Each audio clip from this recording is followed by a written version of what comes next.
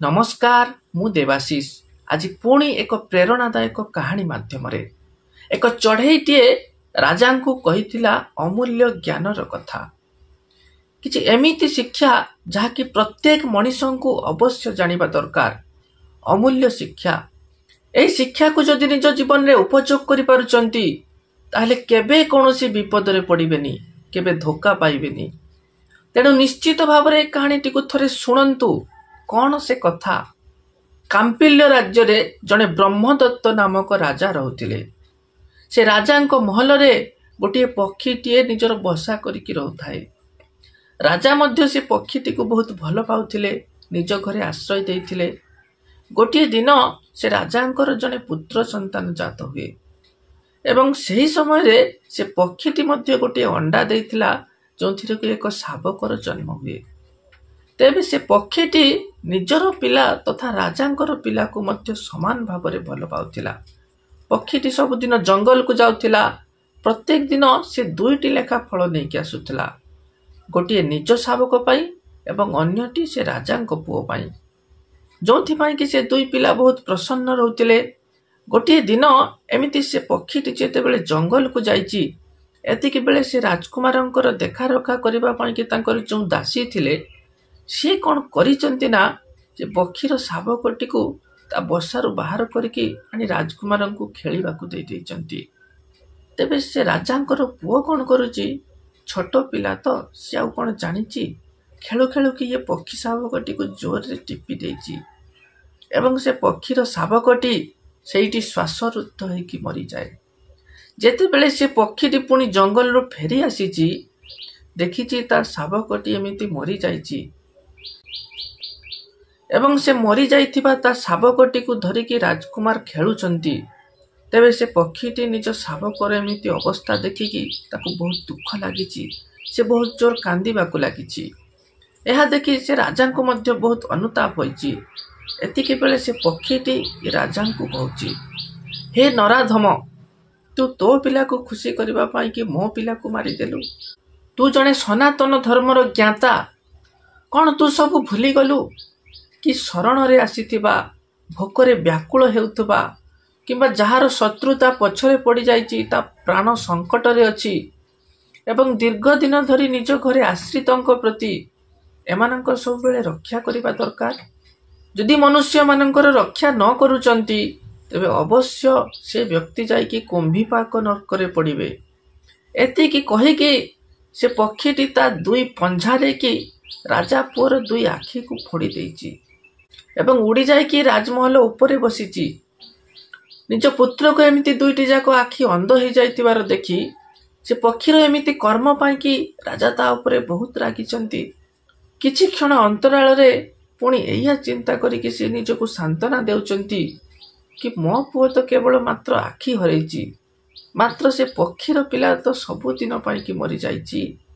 राजा पुणी शांत होइकि से पक्षी को कहउचंती, हे भीरु, तू जहा भी करिचु सब भल करिचु।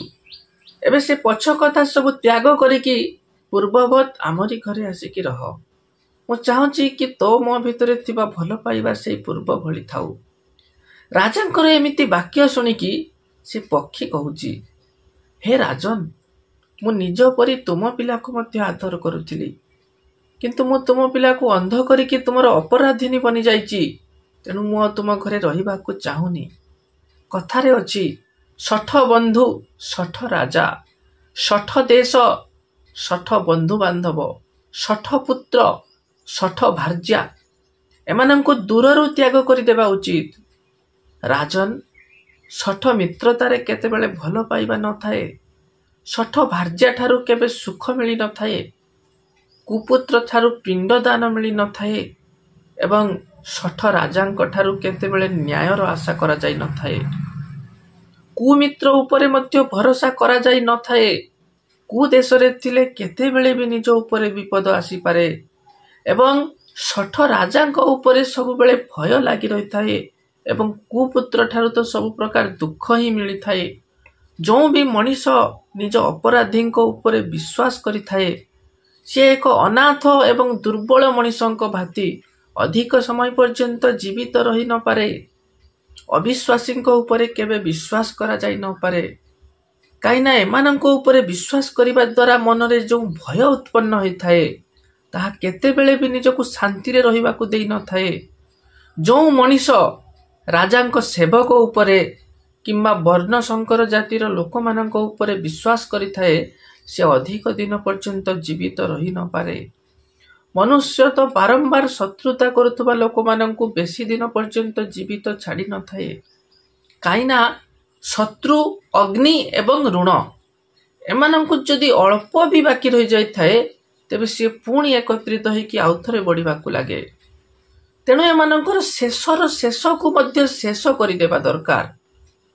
ଆଉ ଗୋଟିଏ କଥା, ଯଦି ଶତ୍ରୁ ଏକ ସଙ୍ଗରେ ହସୁଥାଏ, ଏକତ୍ର ଭୋଜନ କରୁଥାଏ କିମ୍ବା ଏକାଠି ରହୁଥାଏ ଅଥବା ଗୋଟିଏ ଆସନରେ କି ଏକ ସଙ୍ଗରେ ବସୁଥାଏ ତେବେ ସେ ନିଜର ପୂର୍ବ ଶତ୍ରୁତା କଥାକୁ ମନେ ପକାଇଥାଏ। ତେଣୁ ଶତ୍ରୁଙ୍କ ସହିତ ସମ୍ବନ୍ଧ ରଖିକି ତା ସହିତ କେବେ ବିଶ୍ୱାସ କରନ୍ତୁନି। ସମ୍ମୁଖେ ପ୍ରିୟବାଦିନଂ ପଶ୍ଚାତେ କାର୍ଯ୍ୟ ହନ୍ତାରଂ ବର୍ଜ ଏତାଦୃଶ ମିତ୍ରଂ ବିଷପୂର୍ଣ୍ଣ ପୟୋମୁଖମ୍।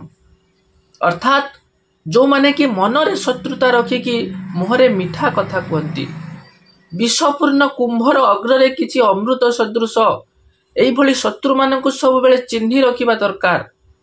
ବୁଦ୍ଧିମାନ ପୁରୁଷମାନେ ତ କେତେବେଳେ ବି ତାଙ୍କ ପାଖକୁ ଯାଆନ୍ତିନି। ଯେମିତିକି ହରିଣ କେବେ କୌଣସି ଶିକାରୀଙ୍କ ପାଖକୁ ଯାଇନଥାଏ ଏବଂ ଯଦି ଶତ୍ରୁମାନେ ନିଜ ଆଖପାଖରେ ରହୁଥାନ୍ତି ତେବେ ସେହି ସ୍ଥାନକୁ ତୁରନ୍ତ ପରିତ୍ୟାଗ କରିବା ହିଁ ବୁଦ୍ଧିମାନୀ। ଯେଉଁ ପ୍ରକାର ବନ୍ୟା ଆସିଲେ ନଈ କୂଳରେ ଥିବା ବଡ଼ ଗଛକୁ ମଧ୍ୟ ଉପାଡ଼ି ନେଇଯାଇଥାଏ, ସେହି ପ୍ରକାର ପାଖରେ ଥିବା ଶତ୍ରୁକୁ କେବେ ଦୁର୍ବଳ ମଣିବେ ନାହିଁ। ଏହିସବୁ ବିଷୟ ପ୍ରତି ଯେଉଁ ବ୍ୟକ୍ତି ବିଶେଷ ଧ୍ୟାନ ରଖିଥାନ୍ତି ସେ କେତେବେଳେ ବି ଶତ୍ରୁଙ୍କର ଶିକାର ହୁଅନ୍ତି ନାହିଁ। ଏତିକି କହିକି ସେ ପକ୍ଷୀଟି ଆକାଶକୁ ଉଡ଼ି ଚାଲିଯାଏ। ଆଜ୍ଞା ମାନେ ଏ ଭିଡ଼ିଓଟିରୁ ଯଦି ଆପଣ କିଛି ଶିକ୍ଷା ପାଇଲେ ତେବେ ଭିଡ଼ିଓଟିକୁ ଅବଶ୍ୟ ଗୋଟିଏ ଲାଇକ୍ କରିବେ ଏବଂ କମେଣ୍ଟ ବକ୍ସରେ ଆପଣ ନିଜର ମତାମତ ଲେଖିକି ଜଣାଇବେ। ଜୟ ଶ୍ରୀକୃଷ୍ଣ, ଜୟ ସୀତାରାମ, ଜୟ ଜଗନ୍ନାଥ।